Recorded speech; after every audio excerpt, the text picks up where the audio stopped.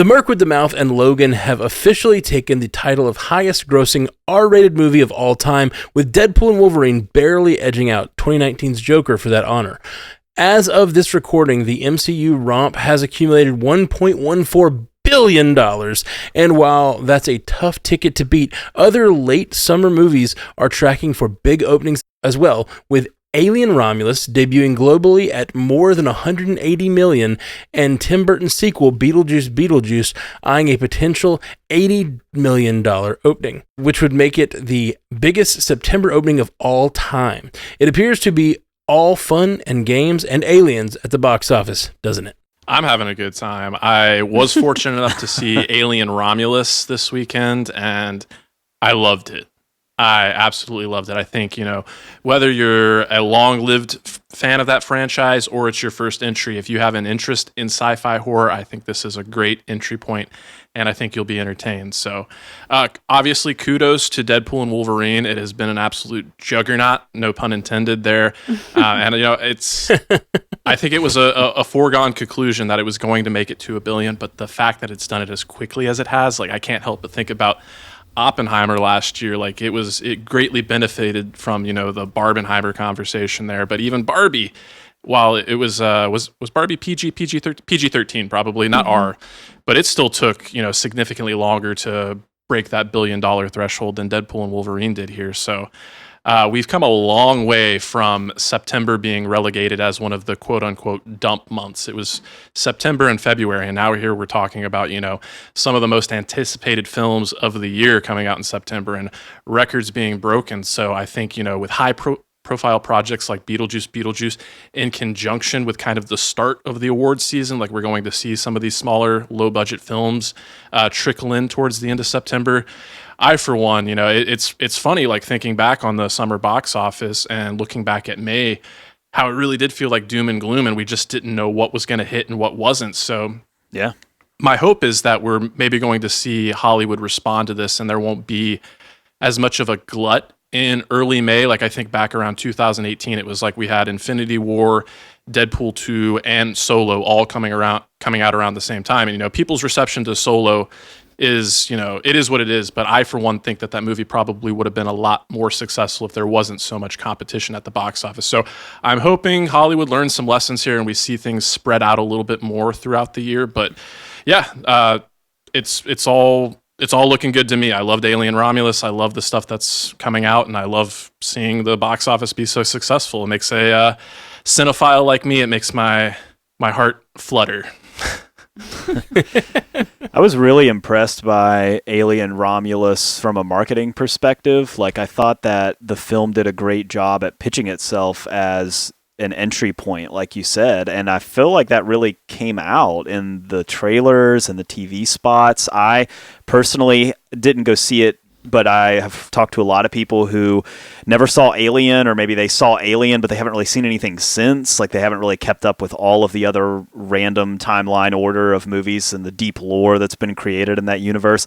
But they were all of a sudden interested in Alien Romulus. It's got a fresh cast, fresh faces. It's sort of marketing itself as you do not have to have seen anything else to come in here and see this.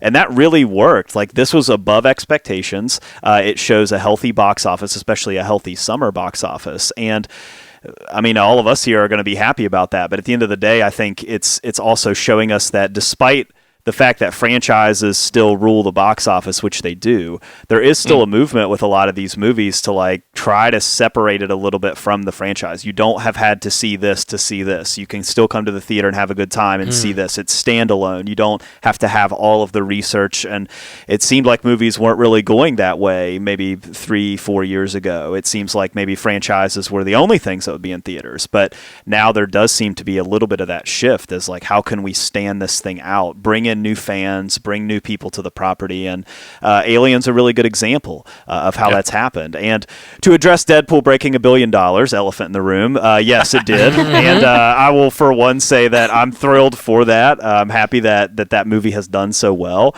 I sort of anticipated that it would do what Oppenheimer did, kind of in that ballpark, which would still be great. But man, it's really exceeded expectations. And now the top 5 highest grossing R-rated movies of all time, 3 of the 5 are Deadpool. Deadpool 1, Wow. Deadpool 2, and Deadpool 3, with Oppenheimer, and then obviously Joker worked in there too. So an immensely successful run for a Marvel movie, which is something we just haven't really seen in a while. So that's really cool to see. And I hope that what this means is that Marvel sees that, maybe there is a little bit of room to let creators experiment and do some fun things and kind of push the limits of what Marvel movies can be in theaters a little bit, and do something a little bit more different. So there's obviously an appetite for it, and yeah, it's gonna keep cashing in. It's gonna keep cashing in every weekend. So it's exciting times to be a fan of the box office. Yeah, there's not a lot more to say, in my opinion. Because I'm a data-driven person, I'm very curious to see how the rest of the year goes still, which is what I've been saying.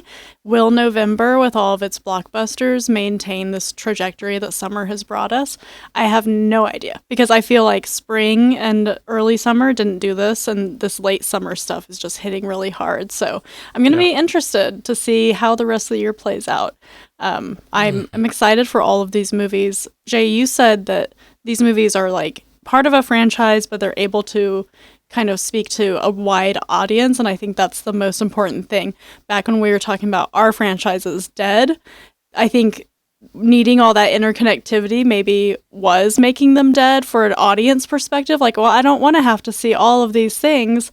And with something like Alien Romulus, where you can go in probably without a lot of prior knowledge about the original movie and about the other things, and probably the same is going to be the case for Beetlejuice. I think it's that very delicate balance that we're always talking about filmmakers having to strike. I am a vibes person. I'm not data driven at all. And that's why I called it last week. The box office is back, baby. Box office is back. I don't care what you guys say. It's back. I actually have None of us are saying it's not. I'm just teasing. You're saying wait and see. I'm just saying. I'm a wait and see person. I know, and I'm a vibes person who called it a week ago. The box office is back. Sorry, I'm just being obnoxious. But no, I actually have not to get political. But another thing that I think here we go. might be affecting this, and I don't know, but just seeing this tracking is wild. I can't believe Beetlejuice is looking as good as it's looking. I would not expect that. We were kind of in this like trough over the last few years of like COVID, of course, had a big problem. I just think we've been in a place as a society, definitely in our country and probably around the world, of sort of like, there's a lot of looming darkness in the world. COVID was a big part of that, but also like economic issues, political turmoil, all this stuff.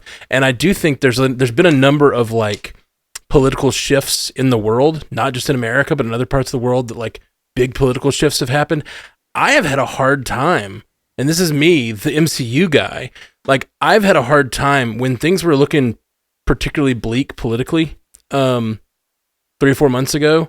I was having a really hard time finding it in myself to care about the fictional universes I loved, because I was worried about the real world. Like, it's really hard to hit that. Like, sometimes you need it, but it's kind of hard. I talked about it when we talked about Deadpool and Wolverine on MCU Cast.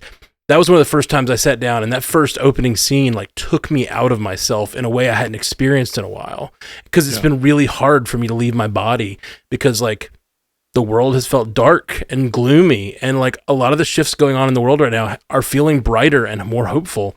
And I wonder if that might have something to do with people going back to see a movie over and over, because it's like I can invest my time in something because I'm not worried about, there's not as much dread going on right now. That's how I feel anyway. So a lot of big movies on the horizon this year too. I mean, we've got Moana 2, we've got Gladiator 2, you've got Wicked, you mentioned Beetlejuice. You've got like the Bob Dylan movie coming around Christmas time. Like, I mean, there's still a lot of big stuff on the horizon here too, and that'll help write the rest of the story of this summer box office and continuing into the winter and fall and winter box office. But I'm expecting all those movies to do very well when the time comes. Yeah, I think it's a confluence of a lot of things that we've talked about, and it does seem like these movies that I feel like if Beetlejuice came out 3 years ago, it would have been one of those movies that we go like, ooh, can't believe they tried to dust that one off. Like it didn't work because it's impossible to catch that 80s magic again or 90s magic. I don't know when the first Beetlejuice came out, but it feels right now like movies that I wouldn't expect to do this well over the last few years are really doing well, or at least tracking to do really well. So Alien Romulus, 180 million is a lot for an alien movie. Yeah. That's a lot, especially for like I don't know. I guess maybe not. I was going to say especially for a new entry point in the series, but like maybe that's why it's doing well. I think it's a little bit of an example of counter programming as well. While Deadpool is still kind of the king of the box office, I know. What was that, Blake Lively? It Ends With Us or something like that. That did surprisingly well. So we didn't talk about it on the show, but there was a point in time where. What's that? It's very controversial. Oh, is it? I don't know anything about it outside. Oh my gosh, the press around it has been wild. Oh, has it? Oh, I don't. I'm ignorant. Yeah. I'm ignorant to this, but yeah. It was just I did not expect it to do as well as it did. It was like a rom-com based on a book, like. Yeah, except it's not a rom-com. We'll Colleen talk Hoover. off air. Okay. Colleen Hoover joint. That book is very popular. Clearly, I'm ignorant. So. No, you're not. It's just Blake Lively's like, thank you for not talking about it. She's like, I'm so glad you don't know. Stay under your rock. Scotty doesn't know. Good boy. Scotty doesn't know. Self-fulfilling prophecy. Hilarious. Scotty doesn't know that It Ends With Us is actually really controversial. It's really good. It's really good, Scoots. Here till Thursday. Try the veal.